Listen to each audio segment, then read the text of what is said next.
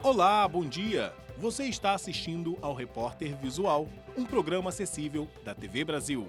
As novidades sobre o nosso programa você também pode acompanhar pelo facebook.com/Visual TV Brasil. O Repórter Visual começa agora, o primeiro programa jornalístico da TV brasileira feito em Libras. No capítulo de hoje da série sobre a independência, a equipe da TV Brasil refaz parte do trajeto feito por Dom Pedro. Foi o primeiro caminho pavimentado que ligou São Paulo a Santos. O príncipe regente passou por ele para transformar uma colônia no país.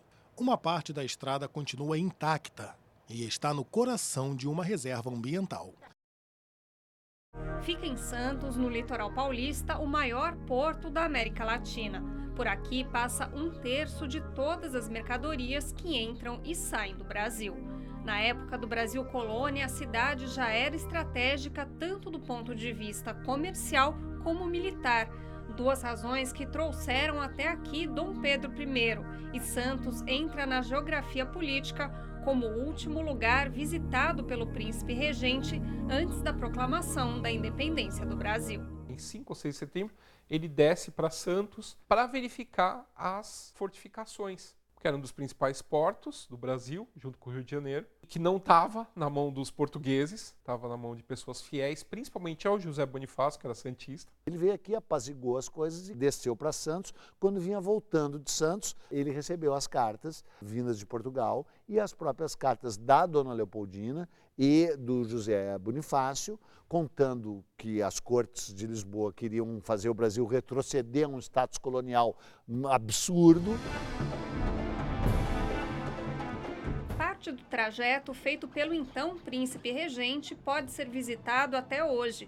Fica no Parque Estadual Serra do Mar, uma área de 350 mil hectares de Mata Atlântica que liga a capital paulista ao litoral. Aqui a gente tem uma vista bem privilegiada, né, da Baixada Santista. Olhando agora a gente vê um monte de prédio, estrada, mas 200 anos atrás, o que se via daqui? Se viam rios, né? Alguns rios foram modificados e na época eles faziam uma travessia no rio Cubatão para poder chegar em Santos, trazer as mercadorias. Tinha os armazéns, as pousadas onde ficava a elite das pessoas que passavam por aqui na época. E nessa região tinha algumas tribos indígenas vivendo aqui? Tinha sim, tanto é que, pelo pouco que eu sei da história, que as trilhas eram pelo Vale do Rio Mogi. Só que por conta de haver tribos canibais, eles mudaram o trajeto para cá.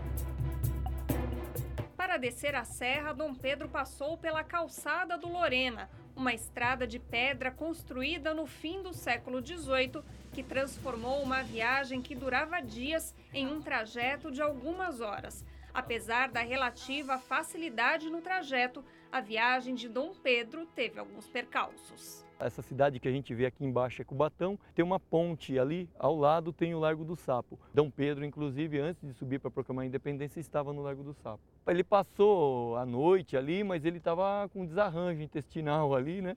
A mim parece que Dona Maria do Couto, se eu não me engano, era a dona da pousada, fez um chá para ele de goiabeira, ele se sentiu um pouco melhor e prosseguiu viagem. Pela calçada passavam cerca de 200 mulas por dia, levando e trazendo mercadorias do Porto de Santos: açúcar, tabaco, café e até pianos europeus. Este monumento, que fica dentro do parque, registra algumas cenas que aconteciam ali, como doentes sendo carregados em liteiras e um inspetor cobrando uma espécie de pedágio. Outro monumento famoso é a Casa de Pedra.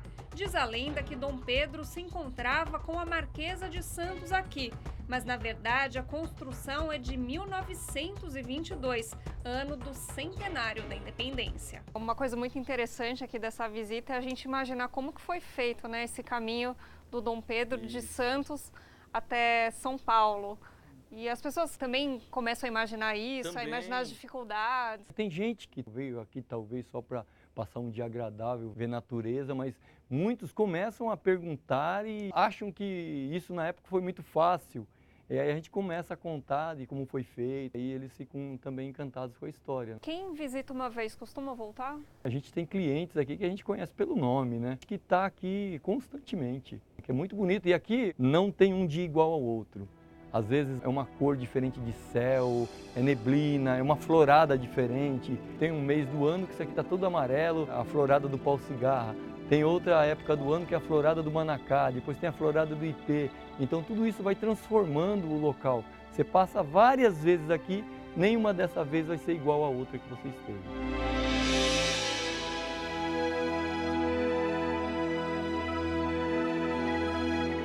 A viagem a Santos terminou aqui, onde hoje fica o Museu Paulista. E amanhã a gente vai conhecer mais sobre ele. Até!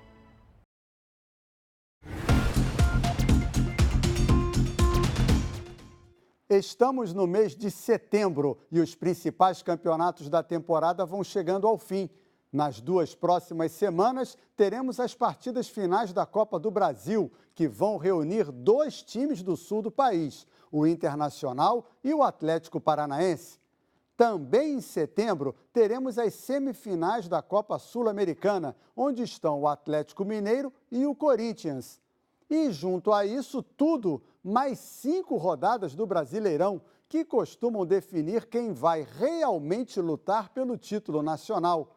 E a briga segue acirrada, com Flamengo e Santos à frente. Os dois devem vencer seus jogos neste fim de semana contra Avaí e Atlético Paranaense e vão decidir na última rodada o título simbólico do primeiro turno no Maracanã.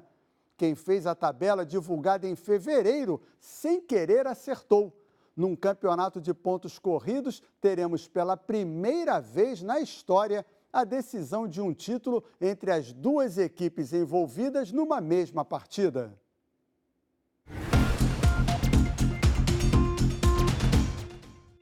Cinco pessoas morreram e 21 ficaram feridas na passagem do furacão Dorian pelas ilhas do Atlântico.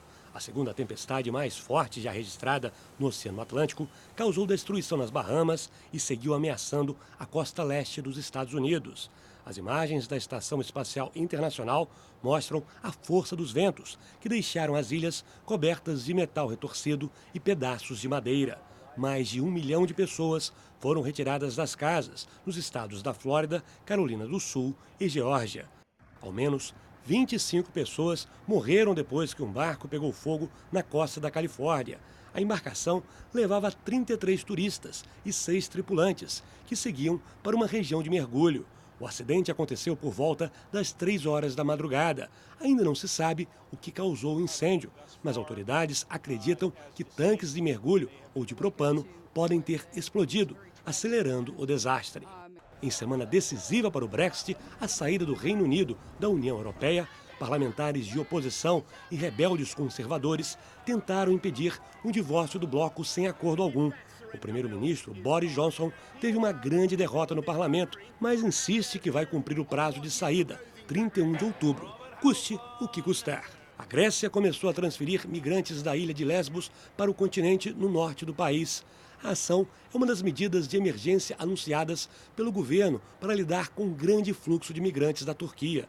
As primeiras 640 pessoas saíram nesta segunda-feira, mas Atenas quer transferir ao todo 1.500 migrantes que estavam em busca de asilo para aliviar a situação vivida no campo de refugiados de Mória, um espaço com capacidade para cerca de 3.000 pessoas, mas que abriga hoje cerca de 11.000.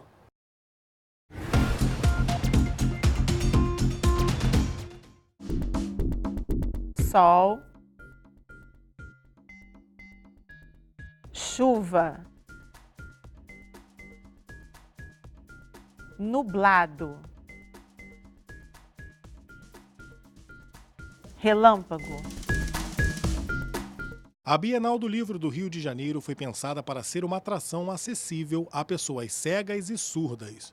A repórter Cláudia Boiunga mostra para a gente como é essa acessibilidade no maior evento literário do país.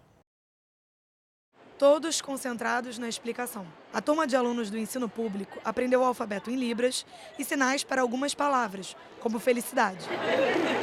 Um pouco do mundo dos surdos para os ouvintes. Bruna tem uma vizinha surda e gostou da experiência.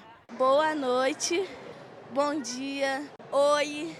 Everaldo é surdo, já foi professor e durante toda a Bienal do Livro conduz dinâmicas no estande do Fundo Nacional de Desenvolvimento do Ministério da Educação. Eu sinto muita saudade de quando eu lidava com as crianças ouvintes, até porque na minha turma eu era o único surdo, e então essa troca é muito importante. Explico que eu fiz 2 faculdades, fiz pós-graduação, que eu sou professor, para que eles vejam, né, como que o surdo pode se qualificar também. E eles ficam admirados, mas como um surdo? O estande também tem intérpretes de Libras, para que os surdos possam receber informações sobre os livros e participar das atividades que acontecem aqui, como a contação de histórias e os jogos digitais.